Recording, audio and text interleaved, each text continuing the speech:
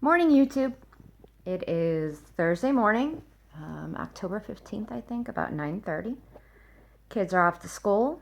My house is clean. Laundry's going. Life is good. Um, and I think it's been a couple days since I've made a video, but I didn't really have much to say. And yesterday was just a crappy weather day, and I had some errands to run, so I did that.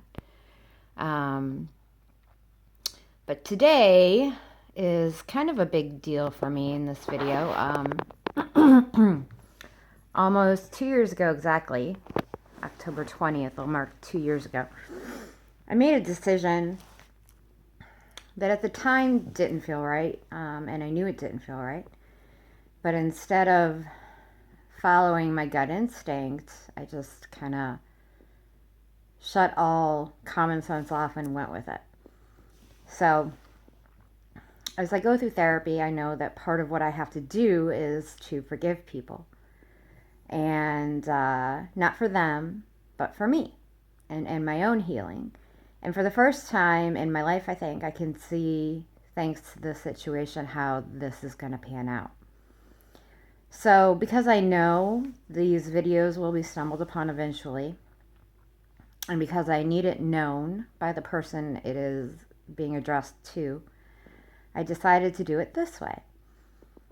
So I embarked on a relationship that had a million red flags lit up by huge, beam lights that I just, in a very typical way, chose to ignore.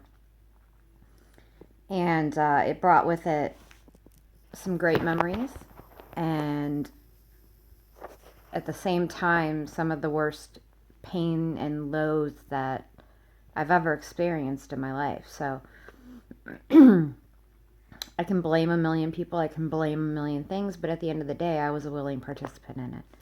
So this is an open-ended spoken letter to you, and I know you know who I'm speaking to. I won't use actual names because it will cause too much collateral damage, and that's not the point of this. So we'll refer to you by S, and you know who you are. So, watching a stupid TV show on MTV with my daughter the other day, and it's like a matchmaking show. They're kids in their young early 20s are blindly put in a house, and one person in that house is their perfect match, but they don't know who it is. And they come from a string of failed relationships, and the theory is if your perfect match was right in your face, would you know? So the one girl started a argument with the host of the show, and because the one she thought was her match wasn't, she talks about the chemistry they had, and the host said, yeah, that was chemistry, like go hook up and do things, but relationships aren't built on chemistry and passion, they go much deeper than that. And in that stupid sentence, I had a light bulb moment, because that entire thing was built on passion and chemistry. And it never went any deeper because it couldn't go any deeper. And when it did go deeper into real life situations and issues, I was by myself to deal with it. You weren't here. You may have texted, but you weren't here holding my hand. And they always say, who's got your back when the chips are down. And when the chips were down, every single time you were gone. So it finally hit me that wasn't real. And the diehard romantic in me that wanted it so badly to be real held on for all this time for that storybook officer and a gentleman moment where he comes into the paper factory and takes her away. And I've wasted so much time and caused so much self-pain because it didn't happen. You walked away and you never looked back, and you go on with a smile on your face like everything's hunky-dory. And you used to always tell me that was the act you had to put on, but now I see I was the act you had to put on. And I no longer hold my breath. I no longer seek you out. I no longer pine for what I once thought was the love of my life. Um, there was no basis for that relationship outside the physical and great conversation electronically. And I was so afraid to ever say or type this, but it's done, it's over, and it's in the past. And I forgive you for doing what you did, for allowing me in, for embarking me on a path that took me to a huge loss that knocked me lower than I've ever been. But because of that, I have found my strength. I have found my desire to keep going, to be better, to not do that again. To find someone who loves me for me, the good, the bad, and the ugly. And not feel like I need to be that perfect person that will make you happy because you're lacking in something in your life. So while I have some great memories of that time together, time and space has also shown me that there were, for every one good memory, 2 or 3 awful memories of pain and abandonment and less than I deserved. And I accepted that. I accepted crumbs. I think back and there were so many things that healthy, strong me would have just been done. And yet I forgave you time and time again. And when my feelings ever came into the picture, it was a shoot down based on how much worse it was for you. So I don't hate you. I regret some of the choices that I made. Not enough to debilitate me because they got me here. To the stronger side, to the side where I am going to fix myself. But I don't believe that our paths will cross again. Nor do I ever want to play sloppy seconds to anybody. It would have been hard, but it was possible if it was real.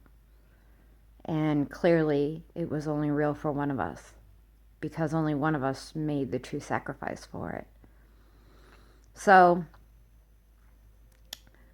I forgive you for the chaos that we both went through.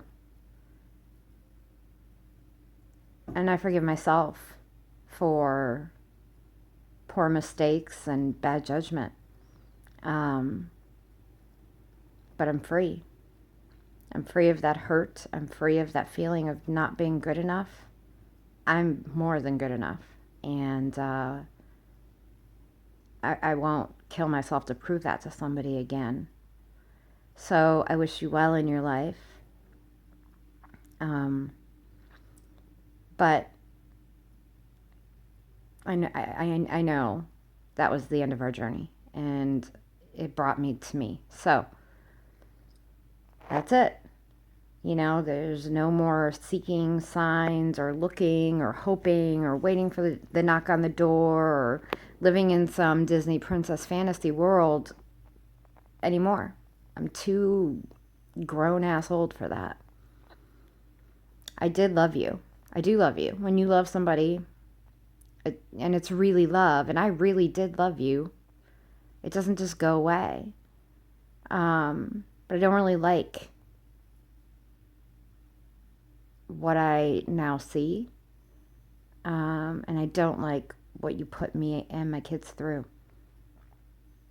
So this is it. This is my last time discussing this. This is my last time thinking about this. This is my last time acknowledging this. I will not drop another tear over it. I will not self-analyze situations anymore where I should have walked away. It's been done long before it started. It never should have started. So onward and upward. So I'm going to end on that note. And yeah.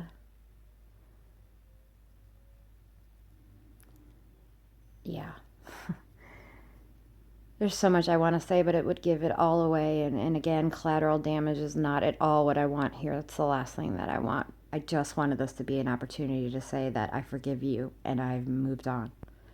I had told you at the end of the situation that I'm not the person who will wait around forever. And I wasn't kidding. And if our paths cross again in the future, the woman you meet is not going to be the same one you walked away from. So just be aware of that. I wish you well. I wish you success. I wish you true happiness, not multi-faced happiness, not acting. And I hope life is gentle with you. So, one of many forgivenesses I need to give out, and I get it now. I get why you do this. So I hope everybody's doing well, and I'm feeling pretty damn great.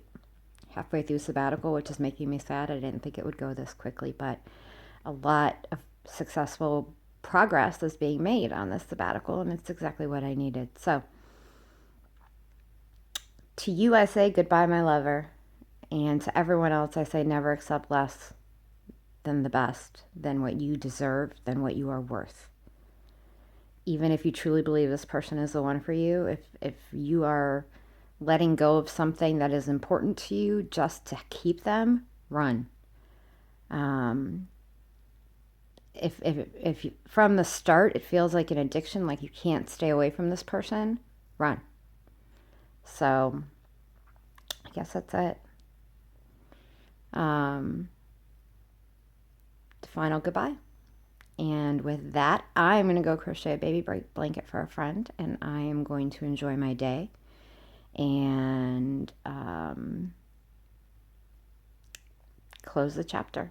I'm finally free.